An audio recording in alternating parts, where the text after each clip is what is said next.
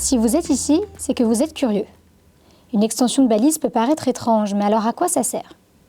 Est-ce qu'il s'agit d'une balise extensible, d'une balise plus compliquée pour le plaisir des yeux? Aujourd'hui, nous plongeons au cœur de l'univers des extensions de balise Gonexa pour tendre à des cas d'utilisation de l'application plus avancés. Je vois que le suspense est à son comble. Je ne tiendrai pas le secret plus longtemps. Les extensions de balise permettent de transformer la donnée de Salesforce pour définir un format de date plus parlant, de retirer des zéros après la virgule, ou même de faire des sous-totaux avec des calculs dans nos tableaux. Et aussi d'intégrer les textes enrichis qui sont souvent capricieux dans les modèles. C'est exactement ça. C'est aussi pour gagner en précision et nous allons explorer en détail comment apporter une nouvelle dimension aux données Salesforce. Avant de commencer cette formation, veuillez vous référer aux vidéos de formation initiale pour apprendre à créer un premier modèle de document simple. Pensez aussi toujours à mettre à jour notre application en vous rendant sur l'App Exchange. Préparez-vous maintenant à élever vos compétences en publipostage à un niveau supérieur et à découvrir comment ces extensions de balises peuvent transformer votre approche du traitement des données. Dans cette session, vous apprendrez à paramétrer l'affichage des dates pour l'adapter au contexte, créer des sous-totaux, des additions simples ou même compter des éléments, maîtriser la taille des images dynamiques et enfin, maîtriser les chaînes de texte. Démarrons tout de suite par la gestion des dates. Avant d'ajouter des précisions au champ date, j'ai souvent la question sur comment mettre la date du jour, tout simplement, dans le document. Ok, je te donne l'astuce, Edouard, si tu ne l'avais pas déjà trouvée en utilisant l'assistant. Alors, ouvre l'assistant et va dans ton objet principal. Scrolle jusqu'en bas jusqu'à trouver les deux balises génériques. Elles sont intitulées « Date de génération du document ». Donc tu trouveras la date de génération au format court, qui t'affichera le 05/01/2024, et au format long, qui t'affichera le 5 janvier 2024. Clique pour copier et colle simplement la balise dans ton document. Ainsi, la date s'affichera à la génération. Parfait. C'est très utile pour afficher la date du jour, par exemple sur un devis ou sur une lettre. Par contre, comment on fait pour insérer une date qui provient de Salesforce? Tu peux aussi personnaliser des formats date, nombre et d'autres extensions qui te permettront d'afficher le jour précis, l'heure, les minutes et les secondes et adapter le degré de précision que tu préfères. Rendons-nous dans l'assistant pour paramétrer notre balise date. Près du champ date en question, clique sur les points, puis sur formater la date. Tu pourras choisir un modèle prédéfini parmi le format date longue, courte, heure, jour, mois et année, etc. ou définir un modèle personnalisé et paramétrer le format du jour, mois et année. Puis, copie-colle la balise dans le document, comme d'habitude. Pour aller plus loin et ajouter une extension moins courante qui n'apparaîtrait pas, rendez-vous dans Gonexa University pour trouver des extensions plus vastes. Selon le même principe, tu peux personnaliser la date, l'heure et même le format nombre pour choisir le nombre de chiffres à afficher après la virgule. Dans ce cas, cherche l'extension qui te convient et ajoute-la dans la balise, entre parenthèses, avant le dernier crochet. C'est vraiment très pratique pour permettre de manipuler les champs de date Salesforce et cela économisera quelques champs formules, j'en suis sûr. Passons à présent à la partie calcul. Je sais pas si tu as remarqué, Edouard, mais aujourd'hui, c'est moi qui passe les chapitres. Passons à présent à la partie calcul. Si vous regardez cette session, c'est que vous savez certainement afficher des tableaux dans vos documents et gérer ce qu'on appelle des objets enfants. Vous avez donc peut-être déjà souhaité faire un sous-total juste en dessous du tableau. Merci de me poser la question, Doris. En ce qui me concerne, j'ai souvent besoin de faire des sous-totaux dans un devis, par exemple, avec un sous-total du montant des produits et un sous-total du montant des options, par exemple. C'est la fonctionnalité somme qui va être utile. Elle permet de calculer les montants d'un même objet enfant, d'un groupement, voire même d'une information cachée. Ça t'évitera de faire des champs de type formule dans Salesforce. Je te montre. Après avoir paramétré un objet enfant dans Salesforce, ouvre l'assistant et accède à l'objet enfant. Puis, trouve le sous-total. Clique sur les petits points, puis sur « Faire une somme ». Copie-colle la balise créée avec l'extension somme. Choisissez où faire apparaître l'information dans le document.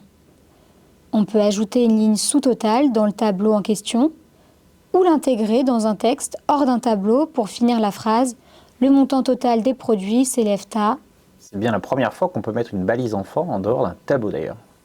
C'est très vrai. Sans extension, une balise enfant est forcément dans un tableau. Mais ici, le résultat est unique. Est-ce qu'il est possible aussi de compter le nombre d'éléments dans un tableau? Par exemple, le cas d'usage de mon client, c'était de compter le nombre d'options qu'il avait choisies.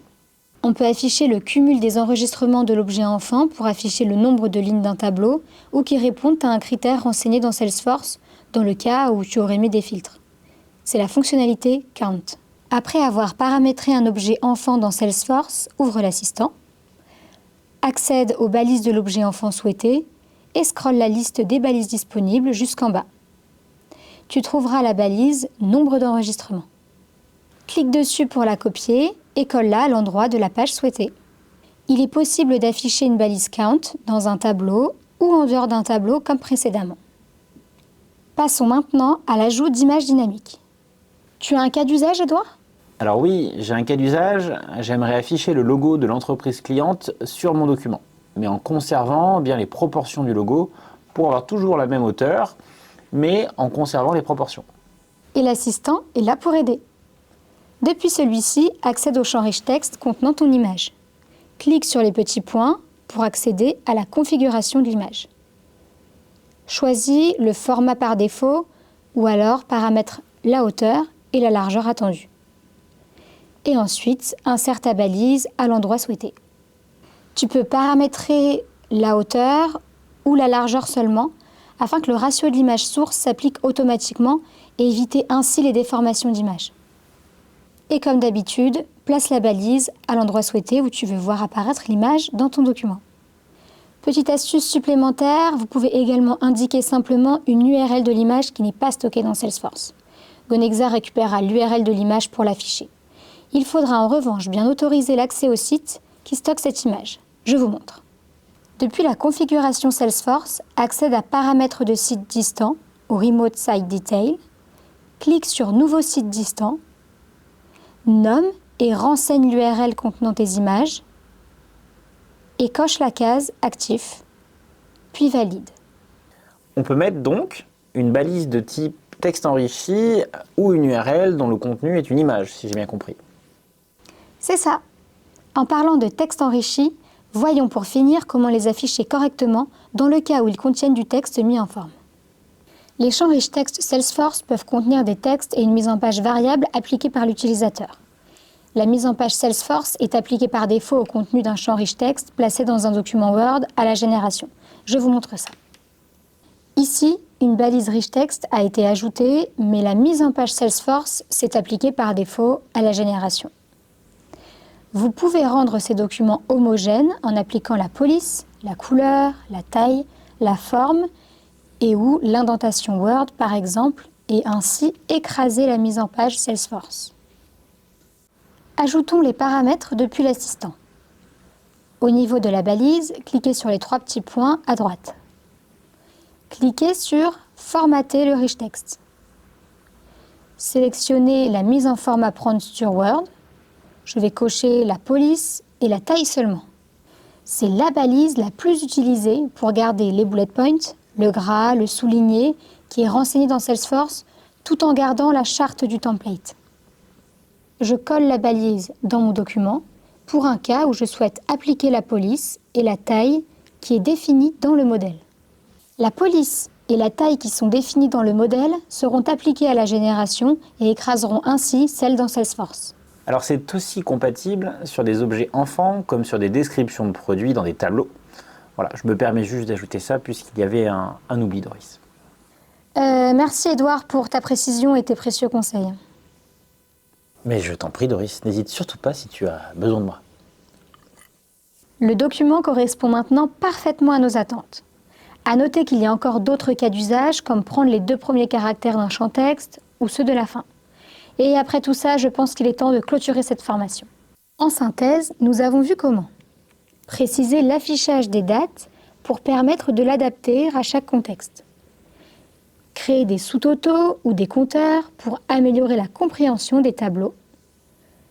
Intégrer des images dynamiques et ajuster leur taille en partant soit d'une image stockée dans Salesforce, soit d'une image stockée à un autre endroit via une URL.